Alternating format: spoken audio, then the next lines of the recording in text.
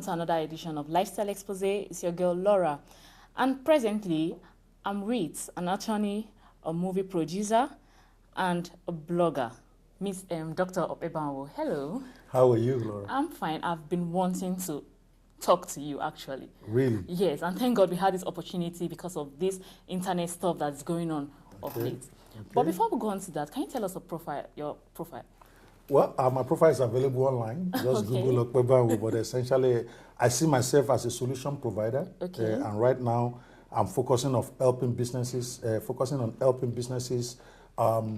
provide solutions for their businesses on the internet through Afrinet Business Solutions. We help companies to get themselves online and make money on the internet. Okay, you know, as I was introducing you, I added like 3 different things. Yes. A movie producer, an attorney, and a blogger. How do you combine those 3 and you just make it so perfect? Firstly, I don't even see myself as a movie producer, even though I have produced a couple. I see myself as an entertainment mogul. Okay. I'm an investor in the entertainment industry. I own Singomania Records, Singomania Entertainment, and I just happen to produce 1 or 2 movies in the line, but I don't see myself as a producer.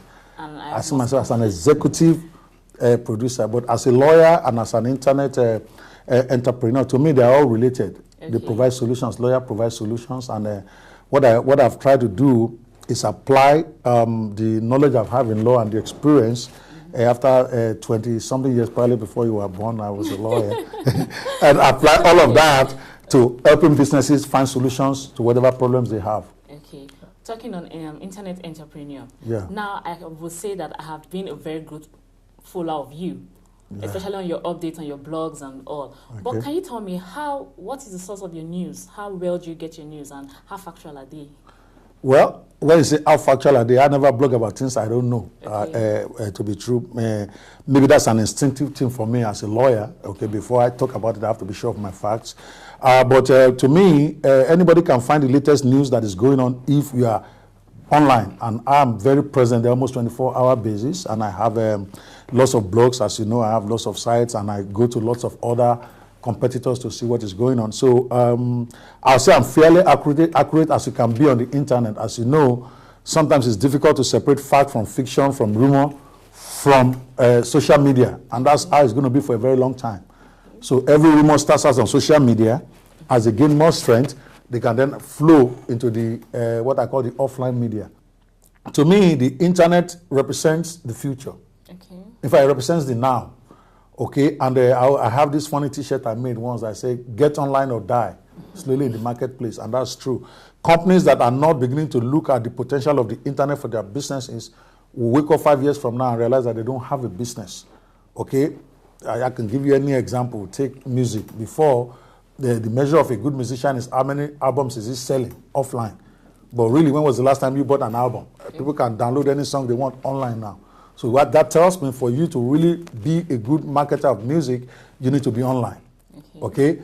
Take law even. Okay? Before, for you to know the latest ruling of the Supreme Court, you have to buy Garnify law reports. Right now, as it's happening, you can get it online instantly.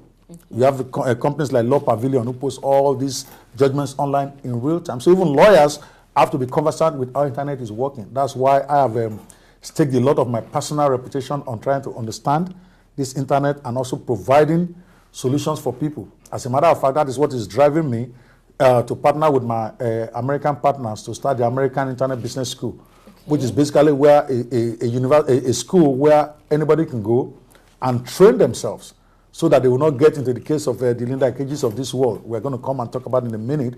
But because a lot of mistakes people make is through lack of knowledge. Everybody here, internet. But they really don't know the rules. Everybody wants to be a blogger. What does it take to be a successful blogger? To be a safe blogger? To be a blogger that will not get bankrupted by defamation lawsuits or copyright infringement lawsuits? So you just simply train yourself. What does it take for you to use social media? A lot of people still use Facebook as a place to go and chat and look for girlfriend and boyfriend. Yeah, there are people who are walking away with millions of dollars every day on the internet through Facebook. So we created a school because I believe once you get education, particularly for a place like Nigeria, where most of the people are intelligent, they may not know what to do until somebody tells them. So that's why we created the American Internet Business School, where people can go and take specific courses in areas of interest to them. And also to certify people, because right now people say, well, I have a social media assistant. How do you know he can even do what he says he's doing? Who has given a certificate in the university for being a social media manager?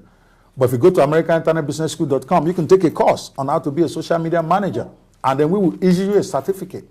So you can use that to look for a job with MTN, with whoever wants to hire you, knowing that you have been trained. So for me, it all comes down to education. I mean, internet has 1,000 different things you could do there.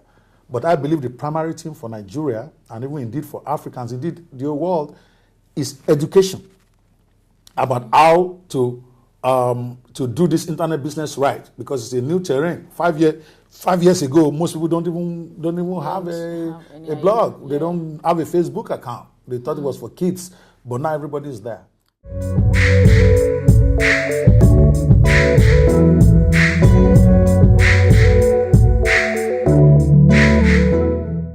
All right, still on the show with me is Dr. Ope Banwo.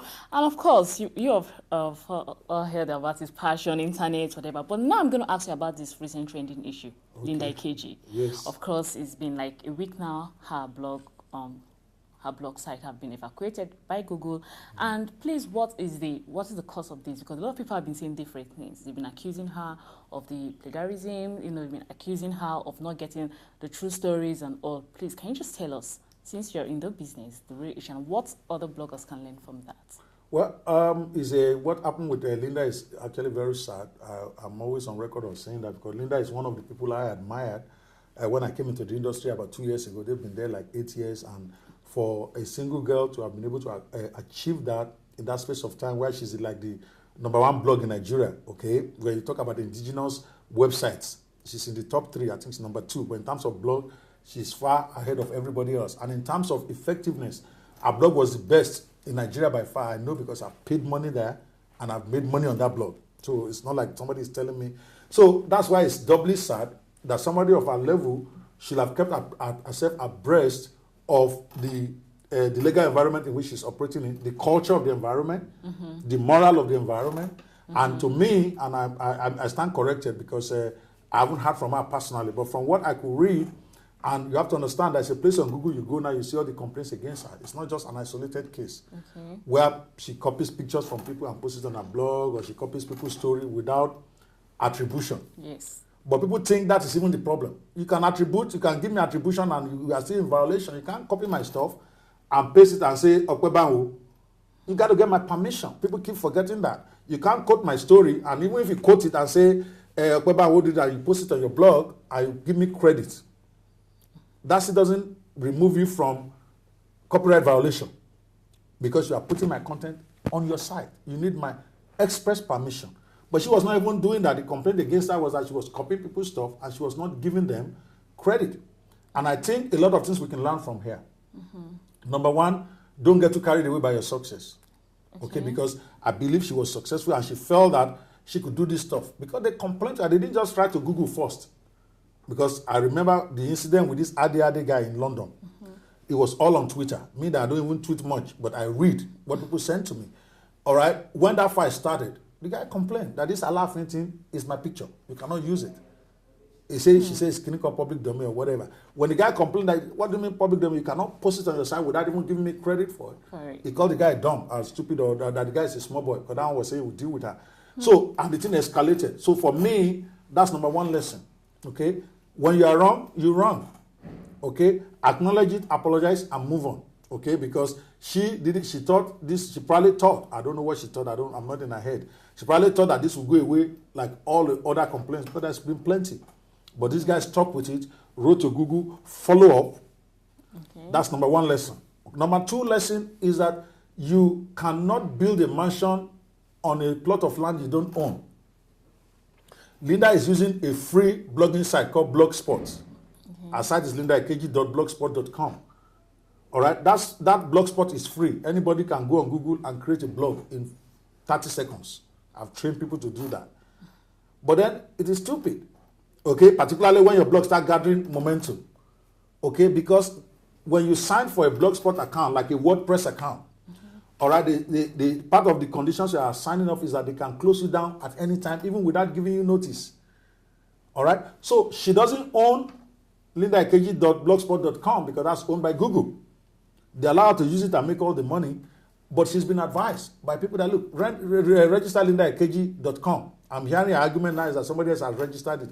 So what? You can call your thing entertainmentgossip.com. You can call it whatever you want. It's still you. It's the content that makes the site, not the name. Not the name. Whatever name you call your site, if your site gets popular, I can Ogbonge blog. Ogbonge blog is one of the top 20 blogs in Nigeria. Is that a name anybody will pick? Okay. But the site got popular because they were doing the good things they're supposed to do. So she was doing it for years, and she was advised by people, including people like me. Okay. So it was not just, Anaki Alabi, and I'm talking about a lot of big names in the industry. They've approached and said, this doesn't make sense. But she told them they don't know what they're talking about, that she's fine, because she never dreamt that a day like this will come. Because if she owned the domain name, all Google can do is take out their blogspot if she was using that. They can't take a domain name. They will report her to her host, which is really what to do when somebody defames you or writes information that is not correct or steals you or whatever. You report to the host. And what the host will do is, worst case scenario, they tell her to take her account elsewhere. But she will still have that name. That name, if she puts it under another host, you will not know it's even a different host. All you know is that Linda Ekeji is still there. So I advise people that one of the major lessons to learn is don't build your empire on a free site. A domain is only $10. Okay? In Nigeria, they even register for equivalent of $7. Register one. To host it is less than $5 a month. Okay, that's how much is that in a year? $60, less than 10,000 naira for a year.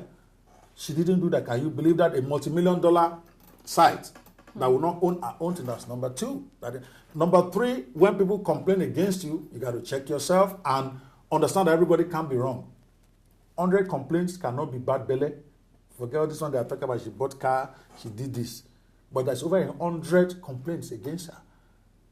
If you were to look back 2 months ago and you follow this trend on Twitter, several of the people that complained against the publications on her site that is there, Google actually deleted them from her site. That should tell her handwriting is on the wall. Yes. And she didn't eat the tea, obviously. I'm saying because I don't know the facts, but if she did, we won't be here. So for me, and then number three, now she has maybe over 800,000 visits a day, from what I'm told. I haven't checked the veracity, but I know it must be huge because she's number one. And then she's not building the list of her subscribers. I think it's one of the most, I wouldn't call it insane, one of the most serious errors she made, to use a very nice word. Because as a blog aside now, she could have gotten more than half of those back easily if she had a database of all people who visit her site in an autoresponder account. Because she will simply do is, sorry, we ran into a problem with Google. This is our new site. She has a new site, lindaekeji.mobi is what the site is. All she needed to do is send mail 7 times to that same database. She will get most of her fans back without even knowing that Google has banned her. But she didn't have that. And that also people had told her about, that she needs to do this. So the only database you probably might have is, before you make a comment, you're supposed to register on her site. She might have some of those. I know I've made comments, and before they post your comment, they tell you to put in your email or whatever. Okay, so now she's trying to use Twitter to get her clients back, and it's not the same. Of course, thank you for coming to the show today, yes, and for letting us know what a blogger needs to be successful and what the lessons they should learn from Linda Ekeji. We also sympathize with her, but we believe she's going to come out with something better, and this time around she's going to make it straight. Well, she's already out with something better. Okay. lindaekeji.mobi, I will even promote that for her. Okay. But the point of the matter is that it will take her a while to get back to where she was, and we're all rooting for her. Thank you very much. Thank you. All right, and that'll be all on Lifestyle Expose. Of course, you can contact us on lifestyle@webtvng.com or our social media platform, Facebook and Twitter. Till then, do have a pleasant weekend.